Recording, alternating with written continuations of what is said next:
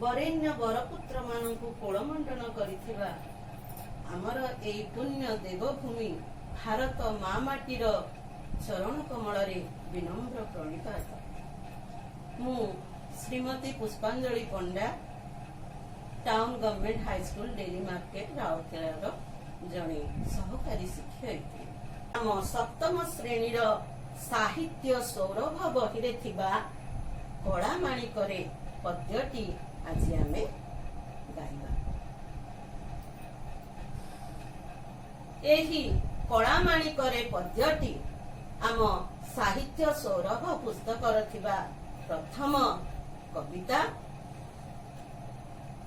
एही कवितार कवि हेले विदग्ध कवि अभिमन्यु सामंत सिंहाल। तेबे आमे प्रथमे कवि परिचय पाइबा। पिलाए मु तुम पाई कवि विषय किछि लेखिकी आनिछि, तुमे माने एहाकु देख परे एहाकु टिपि नब। ए कवितार पृष्ठभूमि विषय किछि आभास दबाकु चाहुछि। श्री कृष्ण संध्या समय गाई गोठ धरी फेरिबारे विलंब हेबारु माता यशोदांक मनरे व्यस्तता देखा देइछि। एही कवितारी वात्सल्यमयी मातृ हृदयर आवेग को खूब सुंदर भावरे वर्णना करा जाइछि। तेबे पिला माने आमे एही कला माणिकरे पद्यटी को आमे आवृत्ति करिबा। देख पिलाए मु तुम पाई कला माणिकरे आज जेतिकी आवृत्ति करिबा ताहा तुम पाई लेखि आनिछि। एटा को तुमे खातारे लेखिकी मते देखैबो। देखे न काननरे कृष्ण विलंबिता वात्सल्य ममता घेनी भाळु छन्ति मात कला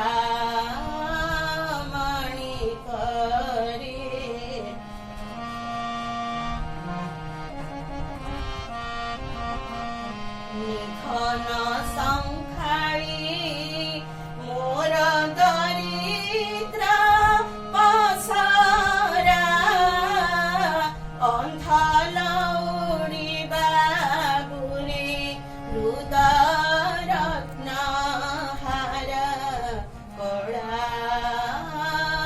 माणिकरे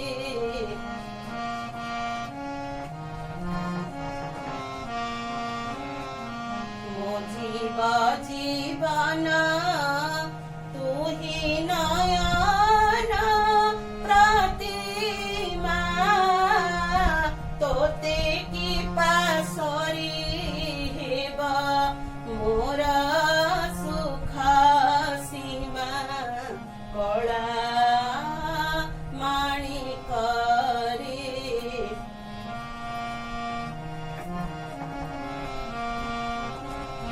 डरु थाऊ अंधारकु रखी जाऊ गरु जनक जननी सुख काहे पाई सारू कला माणिकरे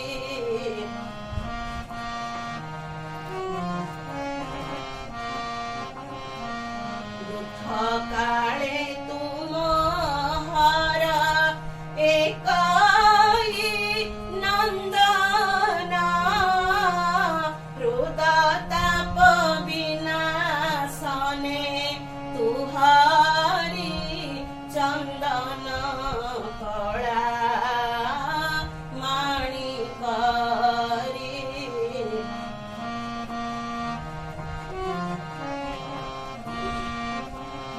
गोटिका धाम शरणरु चई तते नाची लांच मागु थाऊ लबा